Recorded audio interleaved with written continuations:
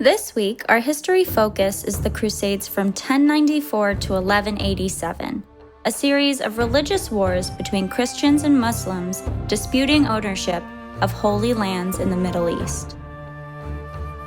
The Crusades have made a large impact on world history and even current events.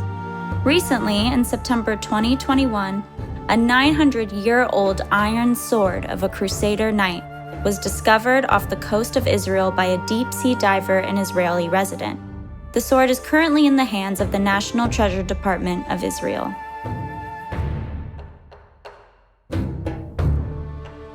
You also recently learned of the Viking ship burial found in Norway. A common question surrounding these discoveries are, who owns the artifact now? Or, in more official terms, who owns the cultural property now? All countries and many regions around the world have laws surrounding this issue. In some countries, like the United States, artifacts over 100 years old found on its soil are the property of the United States government. In New Zealand, a member of the British Commonwealth, artifacts are the property of the English Crown unless their Ministry of Culture and Heritage decides otherwise. In other countries, however, such as in Sweden, there are more opportunities for the finders of the artifact to keep it, finders keepers, if you will. There are also international laws implemented by the UN Committee, UNESCO, that encourage member states to take certain measures to protect tangible cultural heritage, such as historical artifacts. Measures include documenting and establishing certificates for official historical artifacts found, keeping track of imports and exports of artifacts, and establishing punishments for stealing or illegally trading these objects. UNESCO works to settle disputes between countries over the return of lost cultural artifacts, either following foreign and colonial occupation of the territory or following stolen or illegal trade of the artifact. UNESCO remains committed to preserving cultural heritage around the world, which includes preserving cultural artifacts and ensuring they are in the hands of their rightful owners.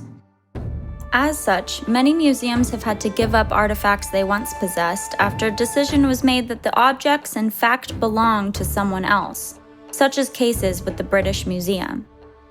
One example is the current dispute between the British Museum and Greece over the Parthenon marbles, which the British Museum has held since the early 19th century, after a Scottishman, Lord Elgin, stripped the ancient marbles from Athens and sold it to the museum in 1801.